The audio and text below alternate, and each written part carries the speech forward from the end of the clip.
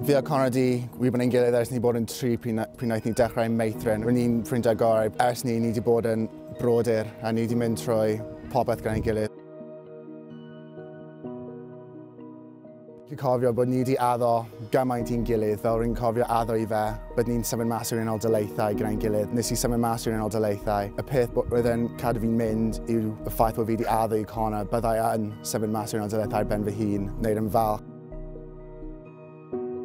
Roedd Conor yn unigryw iawn, roedd yn doniol, roedd yn parchu pawb, a roedd pawb arall oedd yn nabod Conor yn parchu fe. Roedd e wastad gyda gwên ar ei wyneb, a roedd e'n gwên hyfryd iawn. Pryd bynnag byddai'n siarad amdano Conor, fi wastad yn dweud bod e'n brawd fi a pethau fan'na, dim ffrind gorau fi. Roedd e'n mwy na hynna i fi.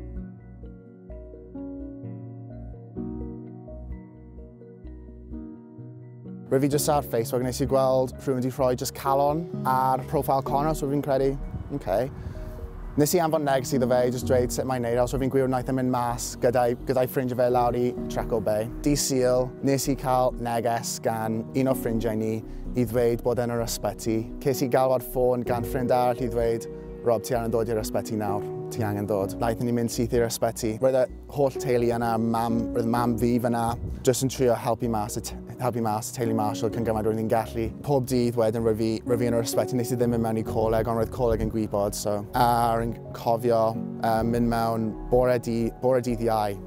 Cyrraeddon ni yn y bore a cefon ni yn newyddion fod does dim byd maen nhw'n gallu gwneud am rhaid nhw troi peiriannau bant. Naethon ni dweud hwyl fawr am y tro olaf, ond does dim such thing as goodbyes a pethau fel yna. Os ti'n jyst yn meddwl am yr atgofion ti wedi cael gyda Conor, a beth oedd e'n meddwl amdano ti, bydd o wastad yn byw ymlaen.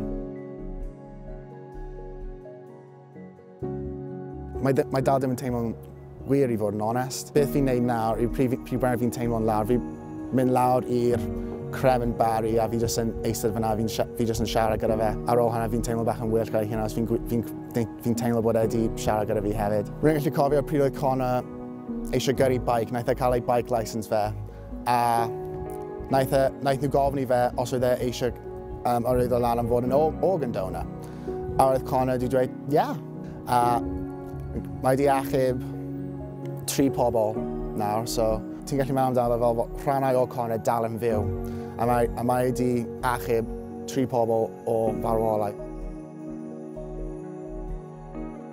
Y Voice for Conor yw non-charitable organisation i cael llais Conor wedi clywed. Roedd e'n fraint iawn i fi dylunio y logo yma. So fi eisiau creu rhywbeth roedd yn dweud Conor. A rwy'n credu fi wedi llwyddo gyda hynna, gyda y ffordd oedd e'n cael ei wallta, gyda'i barf. Roedd e wastad eisiau trio popeth. Doedd dim ofyn gyda fe i trio unrhyw beth. Doedd dim ofyn o gwbl. Doedd dim byd bydd yn stopio fe. Roedd ganddo fe calon o air. A eto mae wedi ysbrydoli fi peidio fod yn ofyn so dim byd. Os mae unrhyw beth newydd yn ddod ymlaen, bydd e eisiau fi i wneud jyst mynd cant y cant amdano fe, jyst peidio troi nôl.